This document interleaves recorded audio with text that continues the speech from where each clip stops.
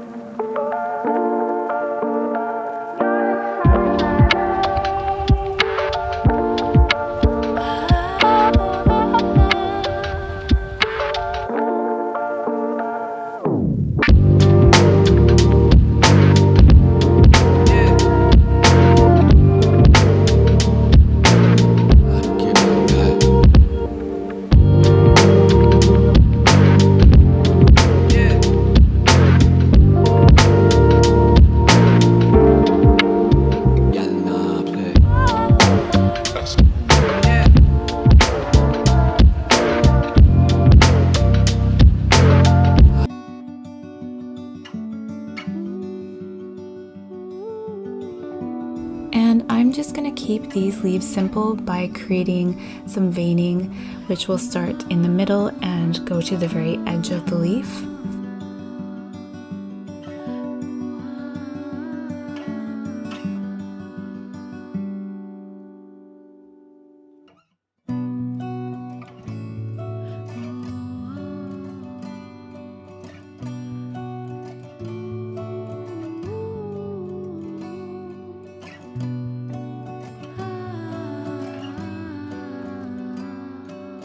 And the last step of this flower for me is just to create a little bit more shadow on the underside of the flower. And I'm just going to do that by adding a couple more lines where I would think shadow would be, and then maybe a little bit of cross hatching to create a little bit more shadow.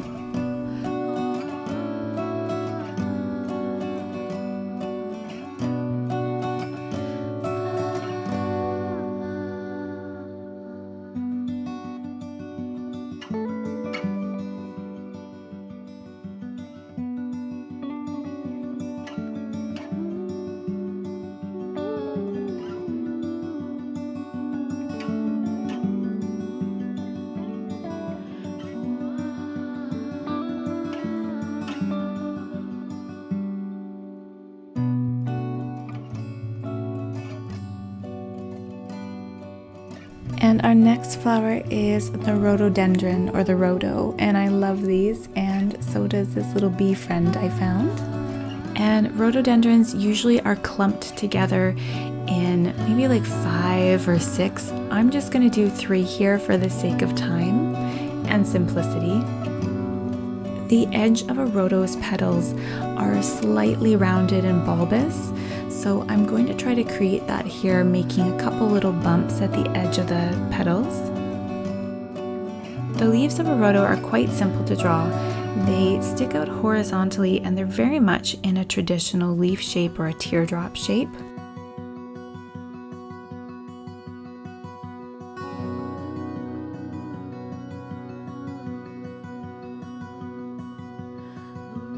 And rhodos have a very long stigma or pistil, the middle bit of the flower, and you're going to want to create some very long lines with some bulbs at the end where the pollen would be.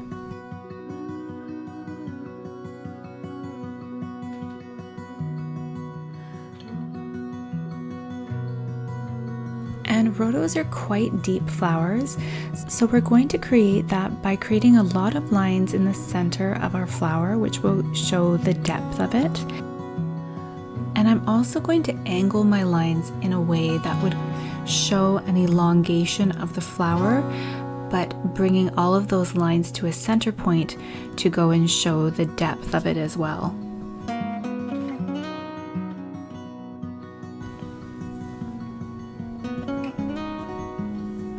And once I've created some preliminary depth to the flower, I'm just going to go to the edges and create small little lines and some contour details to bring the flower to life. And I'm going to repeat this on all 3 of the rhodo flowers here.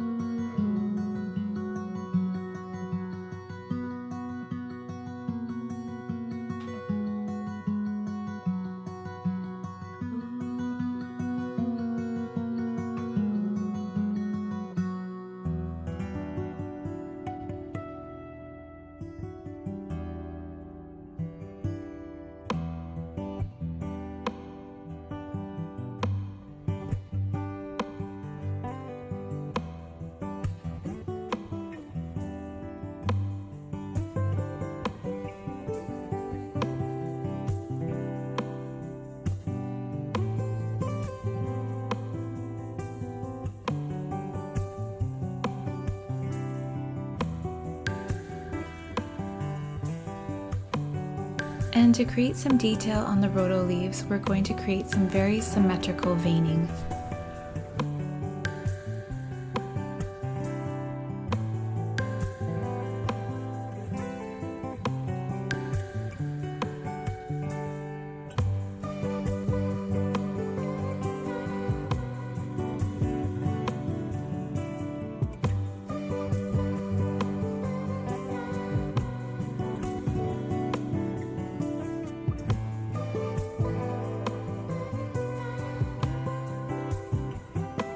Now feel free to stop here if you'd like.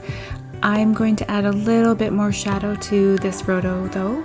I'm going to do some cross-hatching underneath the flower where there would be shadow and on the one side of the stem. And for this flower, I'm going to imagine that the sun is coming down from the left, so a lot of shadow would be created on the right.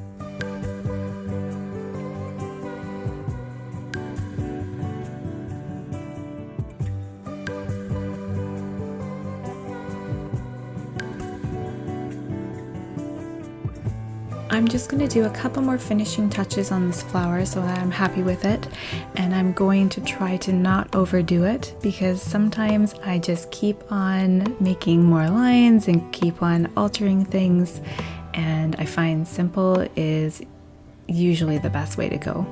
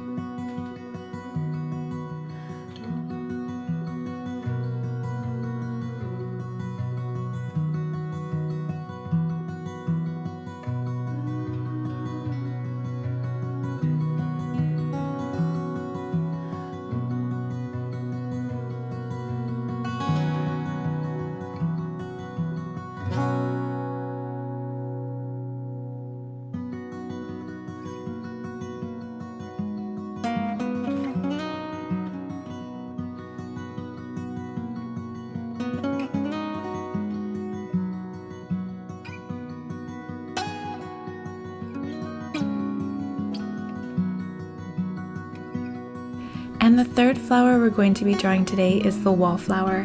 My son and I planted these in our garden and the butterflies love them. But they are a bunching flower. And the petals of this wallflower are quite round, and a lot of the petals actually fold down. And there are quite a few flowers on each bunch, but we're just going to do a couple here today.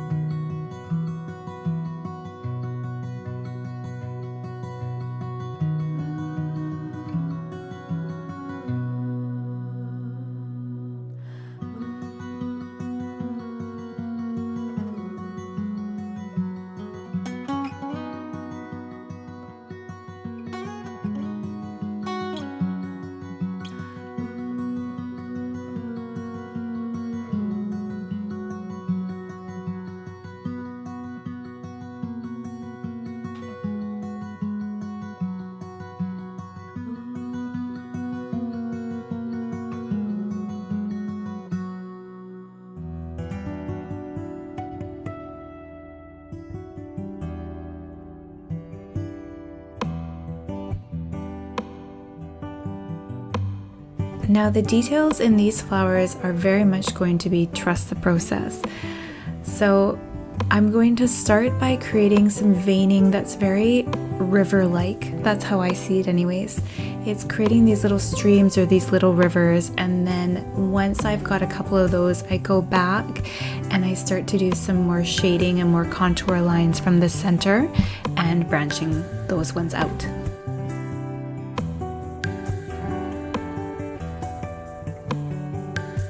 And I'm just going to continue this on all of the flowers. And this is a trust the process flower. It will work out. And you know what? If it isn't how you quite liked it, that's okay. It's just practice and part of the journey of drawing.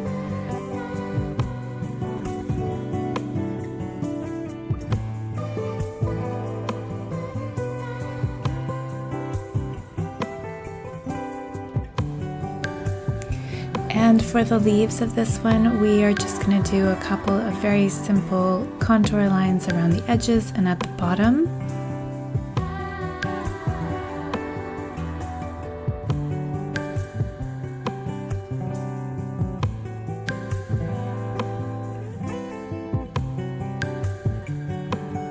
And I'll just do a little bit of shading and cross hatching to create some shadow there. And when you're happy with it, you're done. Now our next drawing is the California poppy. There are a lot of different names for this flower, but around where I live, they pop up everywhere in the spring and they're just a wildflower in abundance.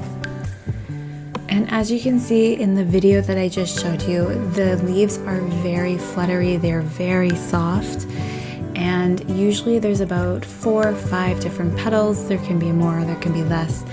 But for this one, I'm doing 4 just to make it symmetrical and easy. I'm going to leave the petals very soft and flowy, and I'm going to do this by creating some little bumps at the top. And these bumps will leave an opportunity for us to create some folds within the flower to enhance that softness.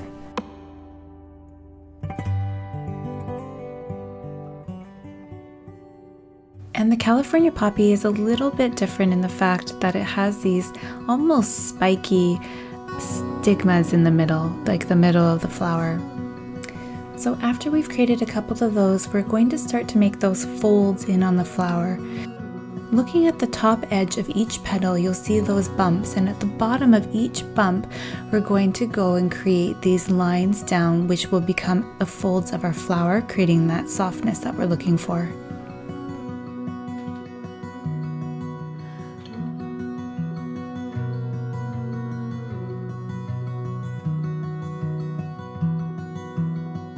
And I'm going to go around the flower and I'm just going to increase a little bit of the shadow in those folds that I'm making, and I'm going to create a couple more lines down at the bottom to create that illusion of depth and the curl up of the flower.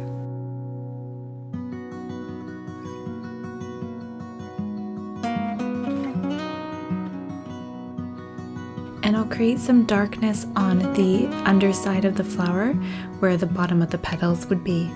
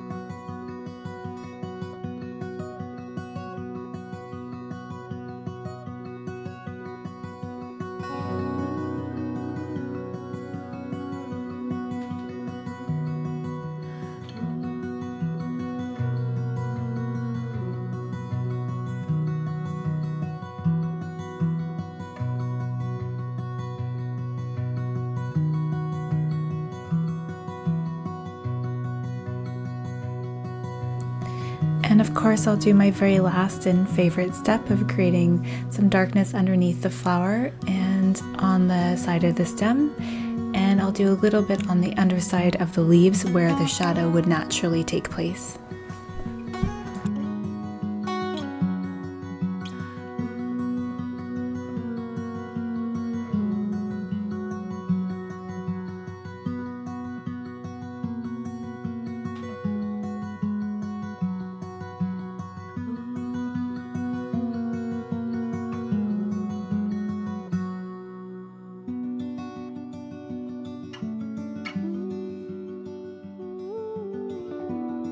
I'm just being a little bit nitpicky here, but I'm just creating those last final details to just get it how I like it.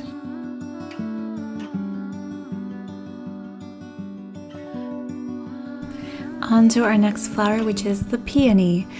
And a lot of people are scared of drawing peonies, and I get it, but there is a way. Now these flowers can be very intimidating because they have so many petals and there's a lot of shape to them, but here's how I start mine. So first I create one big circle and a smaller circle in the middle. Now ignore that first line that I made, but the second one there is the direction of our flower. Now once you have this as a starting guide, we're going to move on to the petals. And I'd like to start in the center bulb, and I do the ones that are kind of closest to me first. So we're going to keep the edges of the petals very fluttery. There's a lot of wave to this flower.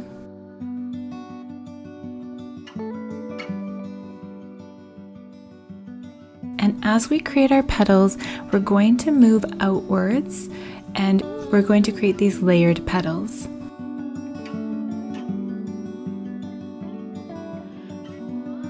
So we build up these petals and overlap the petals, and then the ones closest to me, there's one or two of them that I like to create that flipped edge.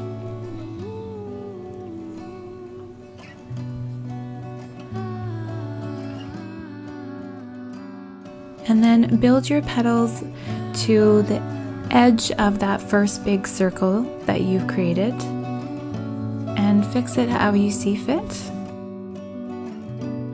And then we'll start on with the details and the shading.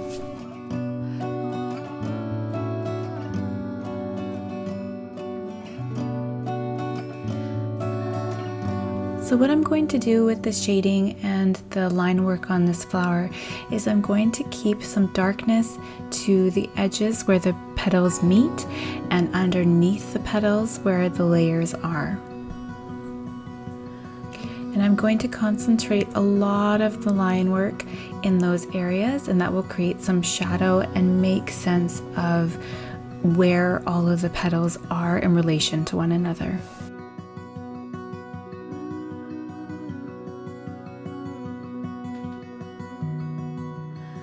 And when it comes to the center of my flower, I'm going to create some lines on the inner edges, and that's going to indicate that there's not a lot of light coming in because the petals are folded in on each other, and that is the center of the flower.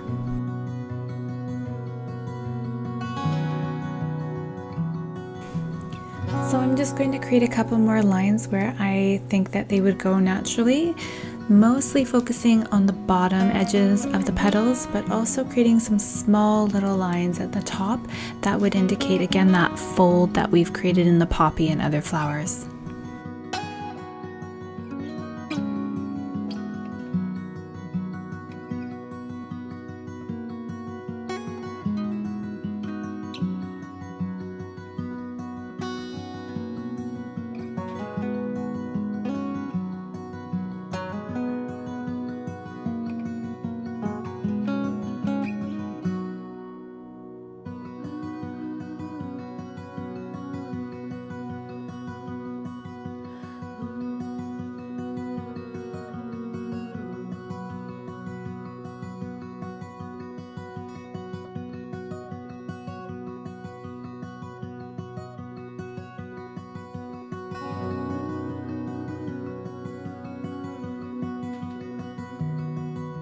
And for one of my last steps, I'm going to go in to the flipped up petals, and I'm going to create some darkness by using a whole bunch of different lines and some cross hatching and just getting some darkness in there, which will give us our flowers some more shape.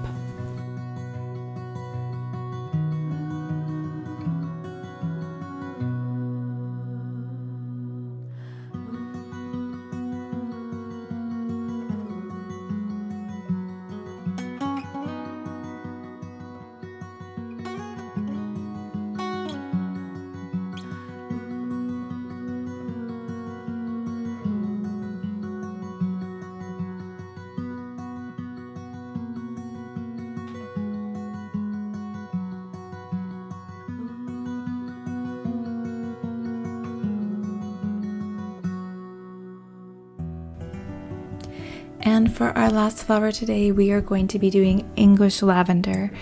There are many different types of lavender, but this type is most often found in North America, where I live. And I'm going to start by doing 3 stems, and I do 3 because I find 3 is a good artistic choice for composition. It's more interesting to look at.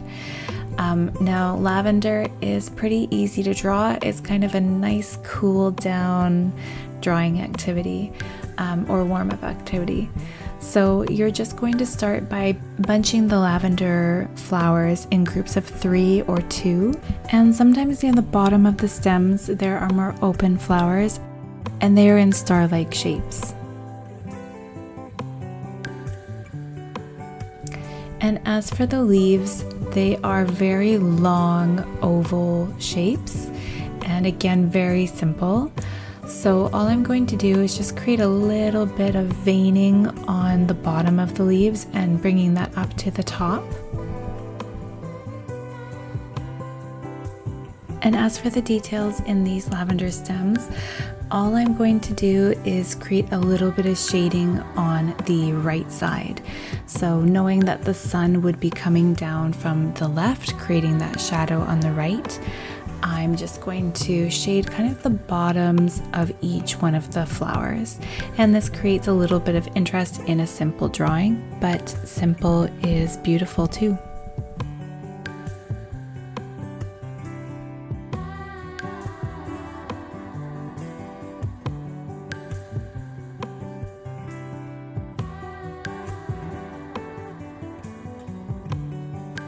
And as we end our last flower, I am going to erase those lines that I did at the very beginning, and I'm going to start to label everything before I forget what some of these are called.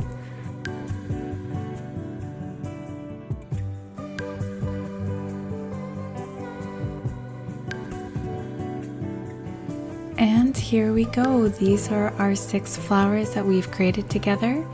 And if you've liked this video, please make sure you like and subscribe, and I will see you next time.